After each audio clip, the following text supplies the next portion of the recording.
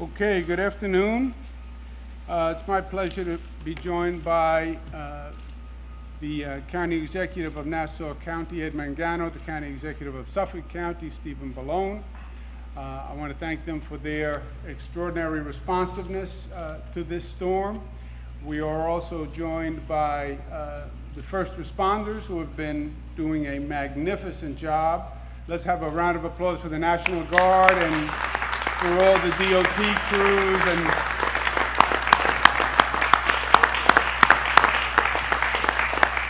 to the local police and the state police. I can't thank them enough for the great job that they have been doing. The National Weather Service got it right, the forecasters. They said that we were going to get hit with a blizzard, and we did. They have actually just increased their forecast for the amount of snow that's going to fall. And the forecast is now up to 30 inches in some parts of downstate New York. So that is a very significant amount of snow. To compound the matter, the snow is accompanied by high gusts of wind. And for people who have been outside, they can tell you between the snowfall and the wind, it is really a treacherous situation. The crews have been doing a great job. I've been all through the metropolitan area this morning, and I can tell you the road crews are working extraordinarily hard under very difficult circumstances. But when the snowfall hits a certain rate, the plows literally can't keep up with the amount of snowfall. And that's where we are. Once the snowfall is over about 3 inches per hour, the plows just can't keep up with it. And that's when the situation becomes most dangerous. And frankly, that's a situation that is now occurring. Situation like this, public safety is job one. And we have all been through this a number of times. You want to balance, you want to keep roads open, you want to keep trains running as long as you can because you want to allow people to get to work, you want commerce to happen, but on the other hand, you want to protect public safety, you want to protect property. We have just been having a conversation with our colleagues. I now feel that the balance has fallen towards protecting public safety, and we're going to commence a ban on roads in the downstate area. We're going to do it in an orderly way so people have a time to leave work and to get home. But the plows can't keep up. The situation is getting worse. The last thing we want is for it to get later in the day and have a lot of people on the roads under dangerous circumstances. We have been there before. And it's not pretty, and it's frightening, and there have been circumstances where we could have had a loss of life. So we want to make sure that that doesn't happen again. On Long Island, the main thoroughfares are the Long Island Expressway and the Northern State Parkway, and there will be a ban on those roads as of 2:30. If you use those roads to commute, to go home, please be off those roads by 2:30. I want to thank County Executives Mangano and Ballone for their cooperation in making sure that ban occurs. New York City roads, I've spoken to Mayor de Blasio. The New York City roads, both city roads and state roads in the New York City area, will also be closed as of 2:30. And I requested of Governor Christie that the Port Authority roads, bridges, tunnels going into the New York area in downstate also close at 2:30. Obviously, you can't affect a banning of travel unless you do the entire area. You can't have people driving into New York City from New Jersey. You can't have people driving into New York City from Nassau. So we have coordinated a road ban starting with the Port Authority, New York City, Nassau County, and Suffolk. And again, that will happen as of 2:30. So if you need to be on the road and you need to use the roads to get home, please keep that in mind. At the same time, the increased snowfall has been creating problems for our train travel. We have a plan for the Metro North and Long Island Railroad whereby trains are getting stranded because the tracks are icing over. Stranded trains obviously create a problem. We have not experienced any significant problem thus far, but we have had trains that have been stranded, and we've gotten people off those trains. But we're looking at a 4 o'clock time for the last inbound or outbound train on Metro North or the Long Island Railroad. 4 o'clock, they'll begin shutting the system down earlier, as you'll hear, but 4 o'clock, if you're making travel plans and you need Metro North or the Long Island Railroad, 4 o'clock for the last inbound or outbound train. We're also having problems on the subway system on the exterior routes, not the underground subway system in New York City, but the above ground exterior routes are experiencing similar problems to Metro North and the Long Island Railroad, where equipment delays, icing over of the third rail, etc. And the plan is the same course of action there. 4 o'clock, last train inbound or outbound on the exterior subway routes. And we have President Ronnie Hakam and Joe Giulietta from the MTA who will give us more details on both of those. So that basically sums it up. To recap, the National Weather Service has increased their forecast for the amount of snowfall. 30 inches would be one of the most serious amounts of snowfall that we have had in decades.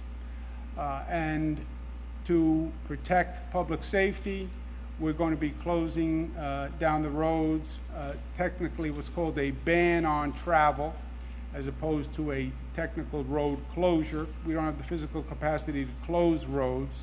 We ban travel on roads in the downstate area, and that will be 2:30. Also with the Port Authority crossings, Long Island Expressway, Northern State, all city and state roads within the downstate area, and MTA closures, Long Island Railroad, Metro North, and exterior subway routes. You'll hear more details in a second. With that, let me turn it over first to County Executive Ed Mangano, who, as I mentioned, has been doing an extraordinary job with his team, and then you'll hear from County Executive Steve Ballone, and then we'll go to officials from the MTA. County Executive Ed Mangano. Thank you, Governor. Thank you. Watch your hand there. Thank you, Governor. Obviously, we want to thank the Governor and the state for their cooperation, the communication, with our administration, with our emergency management. Really has been excellent, continues to be excellent. Each storm, it gets even better. So obviously, you have to heed the warnings here. In particular, visibility out on the roadways is very, very poor. So you shouldn't be out there unless you absolutely need to be out there. As the Governor said, those state roadways will be closed. We will be keeping our county roadways as clear as possible because we need to get to our hospitals and other emergency services, but you should not be on those roadways unless you absolutely have to be on the roadway for a very, very important purpose. In addition to that, we are concerned in our county about coastal flooding. In particular, the high tide that is forecasted between 7 and 8 p.m. this evening. That high tide could have serious effects on our South Shore. In particular, if your home is prone to flooding, this may be a time where you want to relocate to somebody in the higher land through our family and friends plan. And for instance, if it is going to flood to that degree, as the forecast has said, and you plan on getting out of your home during those hours, whether it be for health reasons or work reasons, now would be the time to move out of harm's way. Those are the forecasts for the coastal flooding. We're very concerned with that. We're going to monitor that. Please stay in touch with the media for instructions that we would provide through my office and the Office of Emergency Management. Lastly, we want to congratulate and thank all the men and women of the Department of Public Works who do an outstanding job keeping our roadways as clear as possible in these treacherous, blizzard-like conditions. Thank you. Thanks. Thank you very much. I want to first thank the governor for his efforts. We have been through this, as he has said.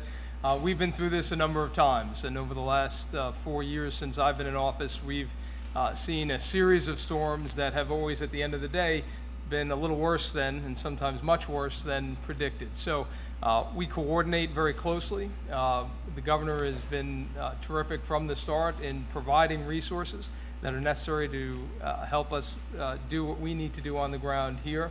As both my colleagues here said, the roads are treacherous. It's a combination of a significant amount of snowfall combined with very high winds. Those create dangerous conditions on the roadway. I was traveling on the Long Island Expressway not long ago, and we had several vehicles that were stuck. We helped one of those escape. We had reports of an overturned vehicle. So those roads are dangerous. This is a time to stay at home with your family. Fortunately, this storm is hitting on a Saturday. That's the one bit of good news that we have here. As the county executive said, we have a big concern with coastal flooding. Post-Superstorm Sandy, we have seen these low-lying areas, and for us, certainly on Fire Island as well, flooding more frequently than we have ever seen before. So a storm like this is a big concern to us. We are closely monitoring that high tide cycle that will be coming up this evening, tonight. So that is a concern, and we'll be working closely with our partners. We've coordinated with town supervisors and mayors over at Fire Island. And I want to thank all of our Department of Public Works personnel. Our Commissioner of Police, Tim Sini, is here, and we're coordinating with our presiding officer, Dwayne Gregory, who is here as well. And again, our great thanks to the governor, who has once again provided additional resources to Long Island and has them at the ready for us when they are needed in this storm event. So, Governor, thank you again for your leadership and partnership. Thank you.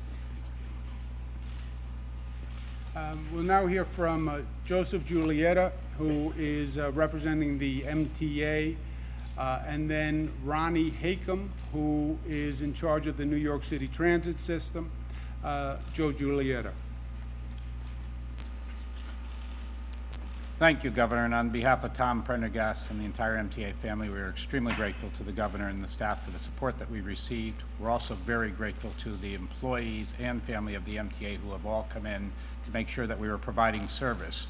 We've reached a point right now that at this time we are starting to get the switch failures, we're starting to get some of the issues with the trains that are getting stalled, and we have to make the decisions that are best for all of the passengers that are out there as well as the employees that are involved. So we're going to begin an orderly shutdown of the service. As you heard the governor say, 4 o'clock will be the last trains inbound and outbound for the service. As it goes, we're going to hear a little bit more from Ronnie Hakam because there's an explanation on what can be kept going on the Transit Authority, and I'd like you to hear that part. And for the passengers that are out there, please stay tuned to the MTA info section. You will find what we're going to be doing and the trains that are going to be operating listed on that section. Thank you. Thank you. Let me echo what the governor said earlier, which is that public safety is paramount. That's the safety of our customers and our employees. As you know, we have already suspended bus service in New York City. So MTA, New York City Transit buses are no longer running. We will also be suspending above ground subway service at 4 o'clock. What does that mean? We are seeing issues with the third rail. Subway service in New York relies on third rail power.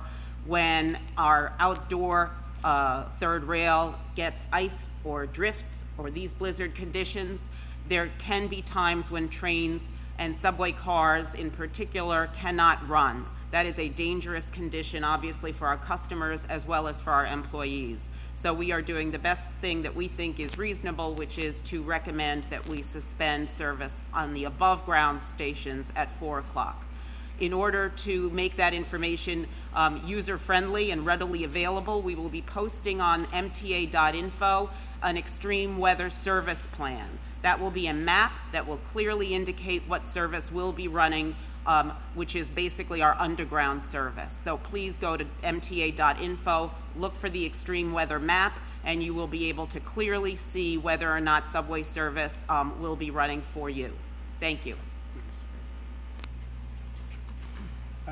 As you heard from the county executives, the snow is nothing new.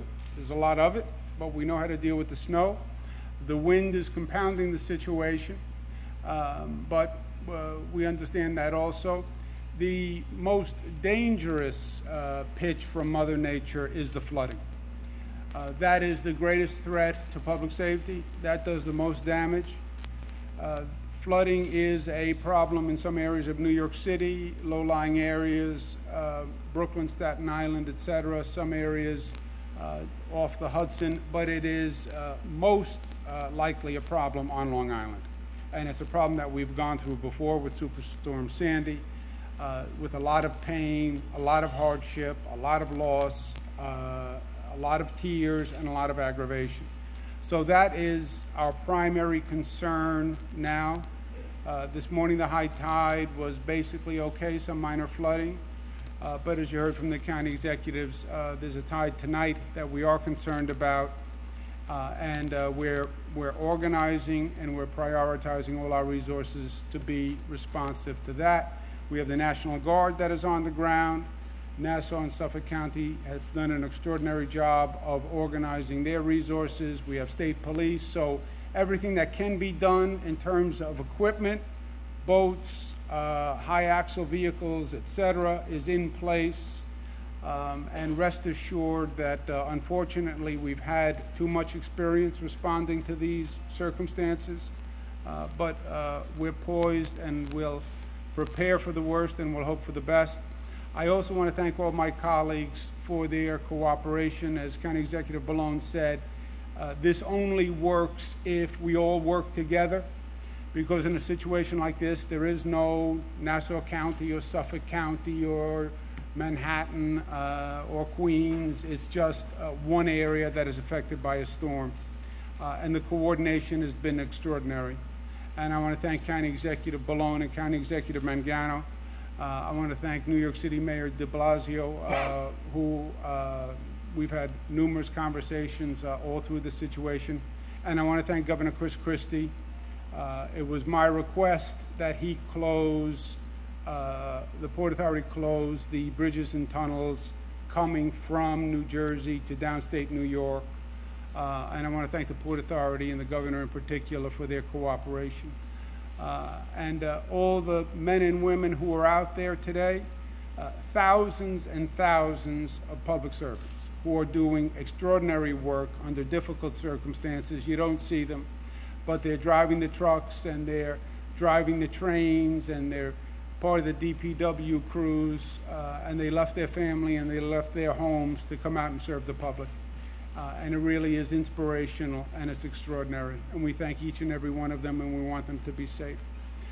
With that, any questions for myself, the county executives, or the MTA officials? Governor, in terms of economic damage from the storm, in terms of what the state's going to be seeing in the lost business, I know it's falling on a weekend, but what are your concerns right now with that being in terms of loss of business and other expenses? You know, luckily, you're right, it did fall on a weekend. It's a Saturday, probably a Saturday and a Sunday for the storm itself. We'll see what Monday brings. We're doing our best to get back to work on Monday. The economic damage will be nothing like what we went through in the past. Superstorm Sandy was horrendous. This is a fraction of that in terms of economics, and we hope in terms of public safety it's the same. There will be a cost to the state and to the local governments for the response, the crews that are out there, the overtime that people will have to work. But in the scope of things, that is not a major issue in this circumstance, luckily.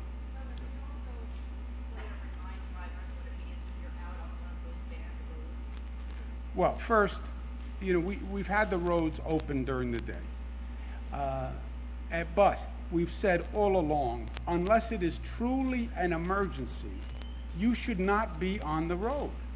And I know New Yorkers, you know, we're tough and we think that we can handle anything and we have a four-wheel drive vehicle, which means we can go up the side of a mountain. I get it. I am not a hyper-cautious person, but the roads were truly, truly dangerous. Now, to be on a banned road, you can be summoned for being on the road when a ban is in place. And it can be points on your license and a significant fine. So what we're saying is, stay off the road officially. The travel is now banned, and the reason we're doing that is to protect people. Remember, we've had bad experiences in the past where people were stuck on the Long Island Expressway for a very long period of time. And we said, well, how did that happen? Because people went out on the road when they shouldn't have. And that's what this ban will prevent. It will also allow the crews to do their job. Because what happens is one car gets stuck, and now you have pandemonium. One car gets stuck, it backs up traffic, now you have dozens of strand cars, people in those stranded cars, the plows can't get through, and everything stops. Let the plows do their work, stay off the road, avoid a ticket, avoid paying a fine, honor the travel ban that starts this afternoon. For other county executives, can you speak to any significant flooding damage, injuries, and damage from the storm? I think, at this point, we've been fortunate. The reports are that the flooding has been minimal, but as we've said, we're concerned about several tide cycles, and particularly the one tonight is a major concern. So everyone is aware and focused and coordinating. The resources, as the governor said, are in place to assist anyone who may need help. But fortunately, so far, it appears we're doing okay. With respect to the flooding, we had minor flooding. Freeport reported some flooding. But again, as County Executive Malone said and the governor, we are concerned with the next high tide cycle with the full moon, and that's why we're all focused on that one. There's been about 30 car accidents in the county of Nassau. There's probably about 18 aided calls throughout the county. So the calls are less than a normal day, mostly because I think it's a weekend. But those that are venturing out there are getting into car accidents and are causing aided calls and response.